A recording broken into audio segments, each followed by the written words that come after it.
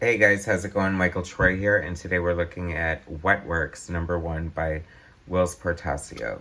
Alright, so this is from the birth of Image Comics. Whilce Portacio, he's sort of like, he started out as an inker, and he eventually did this killer like run on Uncanny X-Men. Do you guys remember that? Loved his art, always have loved his art. He really has this great like cinematic look to it, and just hyper detailed.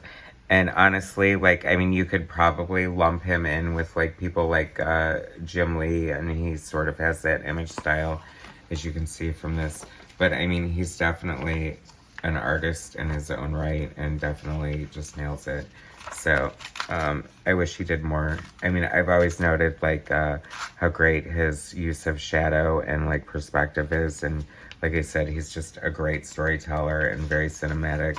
And so Wetworks was his book when they all jumped ship to go to Marvel, and he took on a more limited role because he had some family issues. I guess there was some sort of health crisis in his family, so he had to focus his time on that. But he did manage to get in some, I want to say like a mini series, if not more, of Wetworks. And, you know, I don't have a great attachment or emotional thing to this, as I don't like with a lot of the Image books. It's funny because at the end of the day, it's like all the guys left Marvel to do their own books, and I felt like, you know, maybe this isn't an example, but they're kind of doing, you know, like Marvel books, but just their versions that they could own. And at the end of the day, it's like they'd probably rather still be doing Marvel. We'd probably rather still them be doing Marvel. I mean, this is fun, but, you know, I'd rather see the Uncanny X-Men here, to be honest with you. I mean, unless it's like just something so great, like Gold Naked People, right?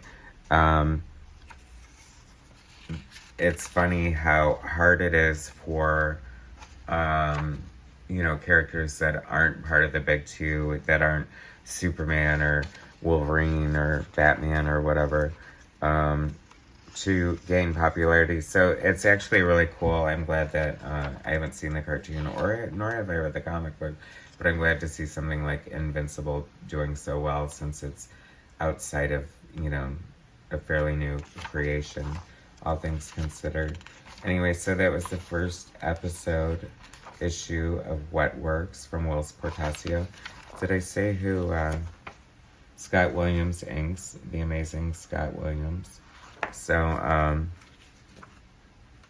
Joe Chiodo on colors. I like his colors. He's an amazing artist. It's funny that, see, it's like you can be a colorist and be an artist, and just, I don't know, you can do all kinds of different things in comic books.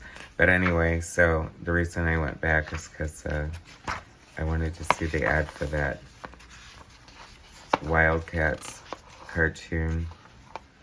Supposedly that was like the death knell for Jim Lee. Like he put so much money into that he went broke and had to sell Wildstorm to DC. Fun fact. Anyway, so that's Wetworks by Whilce Portacio, Image Comics founder. Thanks for watching.